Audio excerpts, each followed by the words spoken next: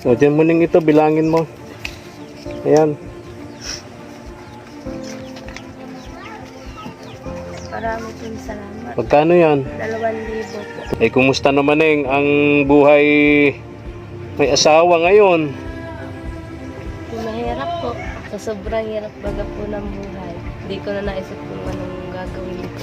Kaya naisipan mo na lang na Mag-asawa. mag-asawa na lang ng maaga. Basta na yun, si Tatay Mario ngayon. Yung anak po kasi pinabayaan po yung anak ng dalawa. Paano yun? Nakuha po ng mga barangay dito po sa sa unahan ng tawid.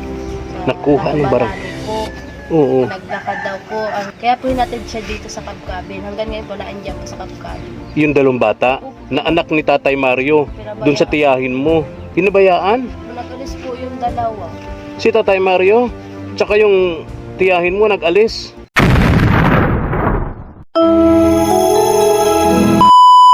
Subscribe to my channel. Good morning, ang mapagpalang umaga po sa ating lahat, mga katuwang.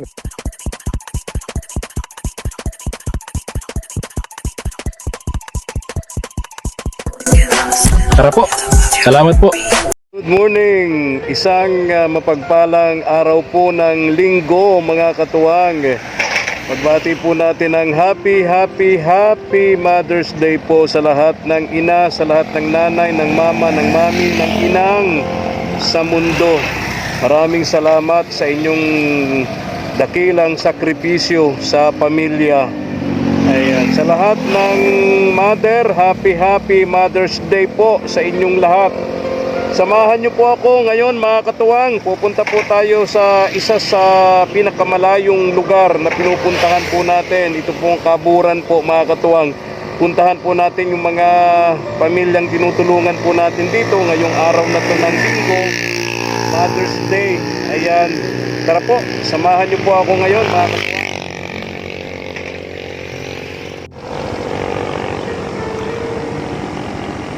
Tinapay para sa mga bata, mga katuwang.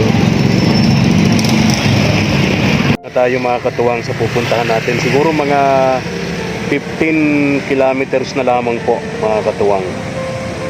Ayan, medyo talagang malayo po ito. Mula sa bahay, sa pinanggalingan ko po, mga katuwang, 40 kilometers. At kapag ka nagbalikan, 80 kilometers, mga katuwang. Kaya medyo malayo talaga.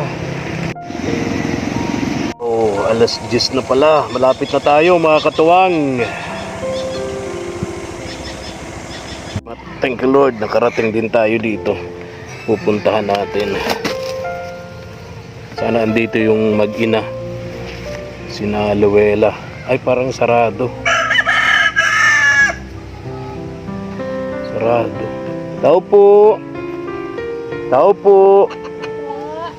Luella. Luella po. Pasensya na sa istorbo. Ay, hello. Kumusta ka, Neng? Happy Mother's Day. Oh, ba't umiiyak yung baby mo? Dami mo yatang labahan, oh. Ha? Opo. Kumusta kayo ng baby mo? Okay lang naman po. Pwede bang tumuloy? Sige po. Kaso lang po yung makalat. Okay lang. Makalat daw. Hindi po nakakalat. Ang ginagawa mo? Nagtatahi ng damit ng bata. Damit na.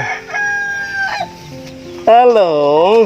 Kumain na kayo? Hindi pa po. Masahin pa lang yan. Para sa tanghalian. Yan, bigyan mo itong tinapay sa kanya, sa anak baby mo. Yan. Yan, bigyan mo, dali. Para matigil yung... Okay naman itong tinapay. Tago mo na dyan to.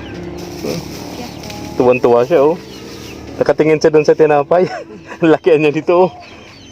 Ilan taon na to, Neng? 11 months pa lang. 11 months old. Uy, kapapanganak mo lang pala. Ha? Wala pang 1 year old yung bata. Okay. Kumusta naman ang kita ng asawa mo sa Kaburan? Napunta po sa Kaburan na 1 linggo po. Na may, pag nag-uwi naman po, may dala. Minsan wala po. Kahit ang kaanuhan po, lagi po iwala. Madalas wala. Madalas po wala. Paano kung wala siyang dala pag uwi dito? Wala po, kung saan na lang po kami nangungutang mag-ina. Minsan nga po nakikikain lang po kami sa magkanak namin. Mag-anak. Tingnan mo to. Ano yan? Mga dilata, noodles para kahit papaano may pang support, no? Pag nagugutom kayo, wala, bibigas kayo ngayon. Wala po. Wala. Oh. Mabili. Ha? Bibili. Ano yun? Ba't may nyug dyan? Ano po, nagdata po kami ng yung ubod baga po ng Ay, masarap yun. Tapos may sardinas. Dapat yun nahuli yung dating ko na yung dapat yung sardinas. Pakain mo sa baby mo yung tinapay. Pag matikpan niya, kanina pa nakatitig sa akin eh. Hello. Ba't umiiyak? Ba't umiiyak, Neng? Ha? gugutom na po yata. Nagugutom. Ano ba yan? Nagdididi ba yun sa'yo o paano? Nagatas din po minsan. Gatas? O di magastos nga yun. Tinutulungan ko po paggagatas at may kakonti lang po nakukuha sa dito. Wala ba ditong malunggay? O, Meron po, kaso lang po naubos-ubos na rin po ngayon. ubos-ubos na rin. So alam mo yung mga nanay na nagpapadidi sa baby, Nag-uurahan po. nag-uurnahan sa malunggay. Marami pa dito nagpapadidi sa bata. Opo. O kaya pa walang malunggay. Pambihira, no? So ganun talaga, no? Matipid na pamamaraan para magkaroon ng gatas yung mga nanay is pagkain ng gulay na malunggay. So wala kang bigas ngayon. So dyan mo ning ito, bilangin mo. Ayan. Marami pong salamat. Magkano yan? 2,000 po. 2,000 pesos. Ano? Bili ka ng bigas, ha? Bili ka ng bigas, tapos yung medyo okay naman, masarap-sarap naman na ulam kasi ngayon Mother's Day, oh, di ba? Happy Mother's Day sa Yuluela. Ayan. Ilan taon ka na nga? 16 pa lang po. 16. So, nabuntis ka, 15. Oh. Kumusta naman ang buhay may asawa ngayon? Mahirap po. Mahirap talaga, no? Lalo syempre, yung napangasawa mo, walang permanenteng hanap buhay, napakahirap ang pagkakabud. Totoo yan, yung dami ko ring nababalitaan dyan, marami din kaming mga tinutulungang pamilya ng hanap buhay pagkakabud, swertihan lang ba, no? Minsan swerte, uwi ka sa pamilya mong meron, minsan naman uwi ka ng walang-wala, no? Ganun talaga, no? Pero syempre neng, huwag kayong makakalimot magdasal, magpasalamat sa Diyos tulad ngayon, no? Kayo magpapasalamat, huwag kayong makakalimot. Kumusta kayo dito mag-ina pagka wala yung asawa mo? Dito po, nalinis lang po kami mag-ina dito. Ha? Nalinis-linis sa buhay. Linis-linis lang kayo. Dito yung lutuan nila, oh. Kaya sila naglulutong mag-ina, uling. Uling, kaya pati yung kaldero niya mauling. Pati yung kaldero mauling. Ay pambihira.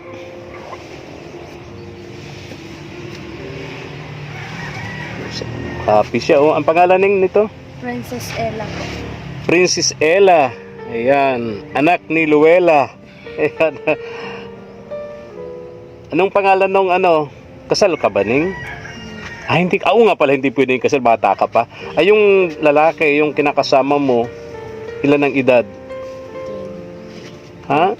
28. Okay.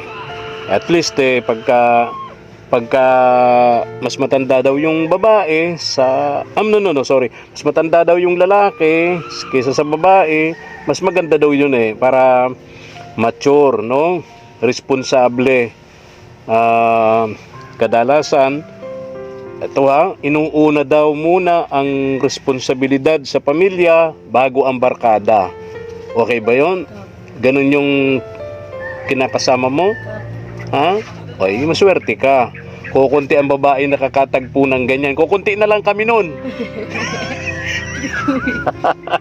Tawa siya. Kukunti na lang kami, kaya alagaan mo, ha? alagaan mo pag 18 ka na, kalabitin mo siya. Anong pangalan nun? John Rex po. John Rex. Hoy. Abay, pakasalan mo na ako. 18 na ako, ready na. Ayan. Pero syempre, dapat sure ka na sa sarili mo kasi iba ang kasal. Yan yung pag kinasal ka na, yan yung hindi pwedeng para kang nagsubo ng mainit na kanin na pag napasok ka, iluluwa mo. Diyan na pumapasok yung grabing sakripisyo. Lalo syempre kung may anak na kayo. Mabait naman si John Rex. Hindi ko pa nakikilala mga katuwang. 28 years old yung kinakasama nito na ang hanap buhay po pagkakabod. Madalas 1 linggo sa kaburan, minsan uuwi na swerte, minsan naman uuwi na bokya. Ayun. Okay. Pero itong batang ito, hindi mo naranasan maging maging dalaga, yung mga kaedad mo na dumaan sa pagiging teenager. Alam mo na ang ibig kong sabihin, ano tawag dito, lakwat sa doon, lakwat sa rito. 'Di ba? Hindi mo naranasan 'yon kasi murang edad pa nga lang ito na ang kalagayan ito ni Luella. Anong naisipan mo na yung bakit sa murang edad pinasok mo na yung ganyang napakahirap na responsibilidad bilang nanay? Salamat. Sa sobrang hirap baga po ng buhay, hindi ko na naisip kung anong gagawin ko. Sobrang hirap ng buhay. Di mo na alam yung gagawin mo. Kaya naisipan mo na lang na mag-asawa na lang ng maaga. Ano? Opo. Ay, saan yung mga magulang mo, Neng? Wala na po. Wala ka na. Yung magulang ko pong babae, patay na po. Yung nanay mo, patay na. Yung tatay ko naman po, wala na din po, naghanap na po ng iba. May pamilya ng iba. Iniwan ka? Hindi ka niya isinama dun sa bago niyang pamilya? Nung nung malaki na po ako, tsaka na po ako niya kinukuha. Kaso po di po ako nagsama. Ayaw ko na po sa kanya. Kaya mo nang mabuhay mag-isa? Nung maliit ka pa, naghahanap ka ng tatay, di po naman siya lumapit sa akin. Tapos nung malaki ka na, tsaka na po niya kinukuha. Siguro, iisipin ng iba, siguro kaya ka kinukuha dahil pwede ka nang mapakinabangan. Opo. Diba? Ilan ang kapatid mo doon? Wala po. Doon sa tatay ko? Oo. Di ko po alam. Malayo dito, Neng? Malayo dito? Po dyan sa Tawig lang po siya. Malapit Kaso, lang. Di ko lang po siya nakikita kung saan po siya may mga tinutulungan akong pamilya dyan sa lugar na yan. Kasi po nandiyan po yung tiyaing ko na si Lori Bilyahin. Kapatid po ng magulang ko. Mga katuwang, ang nanay nito, nanay ba, Neng? Kapatid nung Tiyain ko. tiyahin mo, yung asawa ni Tatay Mario. Kapatid po yan. Yung asawa ni Kuya. Tatay Mario, yung binabalag ni BG Scheme. Opo.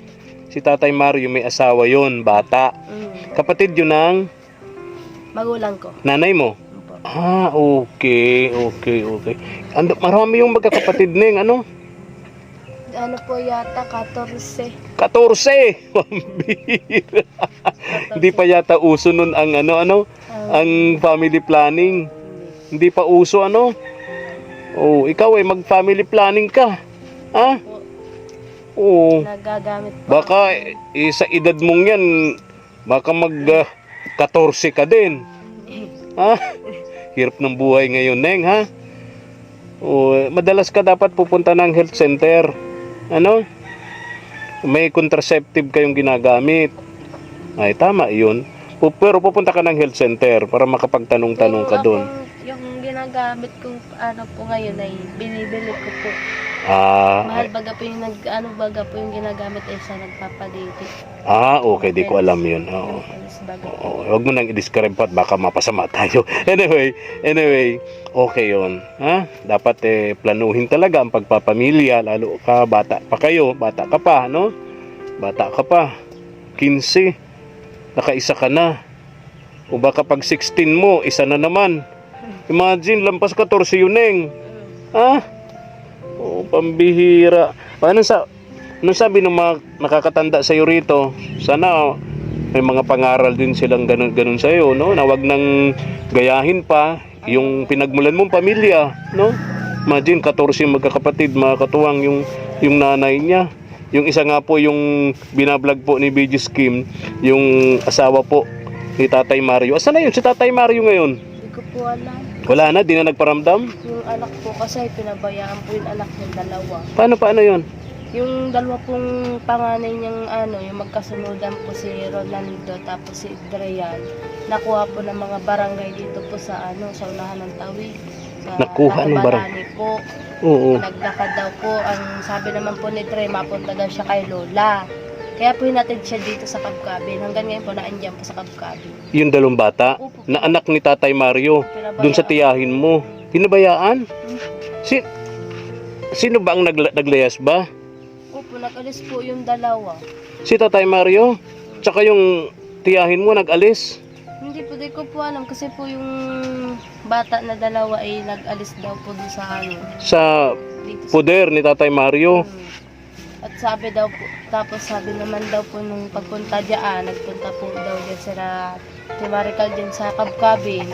Ang sabi daw po kay Ramama, di naman daw siya pinabayaan, pinapasaing daw po. Sabi ng sinunog daw yung bahay. Ayun. Sabi naman ni uutusan ninyo ay bata pa naman. Sinunog yung bahay. Sabi daw po ni Kaya nagalit yung nagalitan siguro dalawang bata. Tapos naglayas. Mga ilang edad na nun, Neng?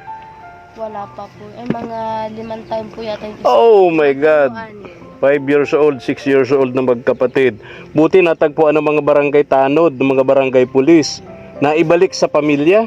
Naibalik naman? Ay naibalik po. Dito na po kala mama. Okay. Wala na kita, Tatay Mario. Opo kasi pinapabayaan. Siloso daw yun si Tatay Mario, Pinapabayaan daw po ni Rati Marical yung Yung mga anak nila. Opo. Napakasiloso daw nun ni Tatay Mario. Siya nga po yung Kung saan dinadalang bundok si Maricar para maitago sa mga lalaki. mismo nga pong anak niya na kinuha. Siya rin po ang nagkuha ay mismo yung anak niya po ay pinagsilosan nga po.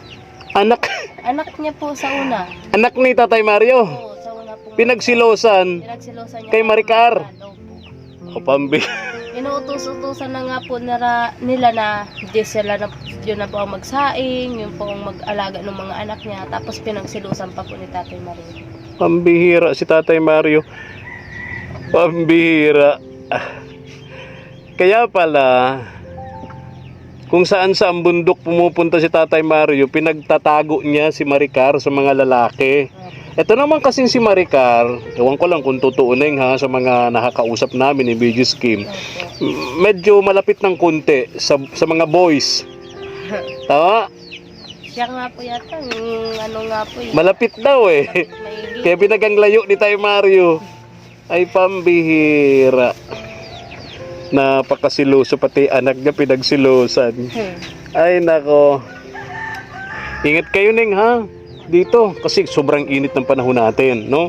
Alam mo kapag ang lutuan ninyo ganito, no? Baka mamaya di ka nagmamalay kasi mga ganito, madaling baka mamaya madikit 'yan diyan, di ba? Masusunog. Ha? Ilalabas ko po yan. Ilalabas yung pugon. Tama Para 'yun. magluto. Kasi itong bahay-bahay nyo, barong-barong nyo, mabilis tong dikitan ng apoy. Ha? Ingat kayo laging mag-ina. Mabuti kung laging nandito ang asawa mo, kasama nyo rito. Kuya Efren, kung pwede po sanang makiusap po sa'yo. Ano yun, Neng? Pang-dingding lang po dito sa bahay. Pandingding. Opo. Kasi natatakot po ako pag wala po kasi yung asawa ko ay marami na baga po ngayon loko-loko dito sa natin. Delikado talaga yun. Tapos yung pintuan namin, madali lang pong masira. Napasarap ang tulog mo. Baka may tao na. Na pumasok po bigla. Kaya nga, mga katuwang. Hira na talaga. Pintuan nila, ganito lang. Ito. Ayan. Ito lang ang Hindi malang alambre. Ayan, yan lang ang tali niya. So, madaling matanggal yung pinto. Natutulog dito yung mag-ina.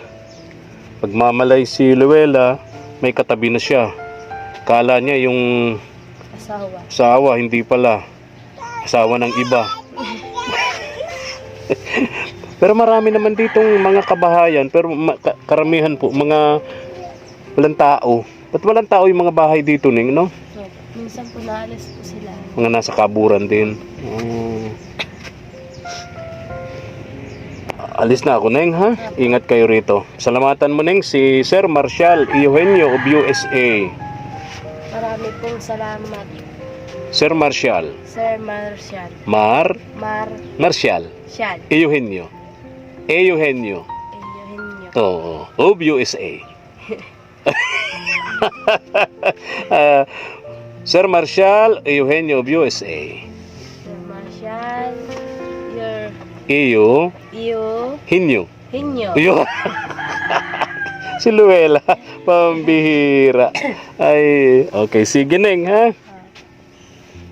Ano bang inabot mo sa pag-aaral mo, Neng?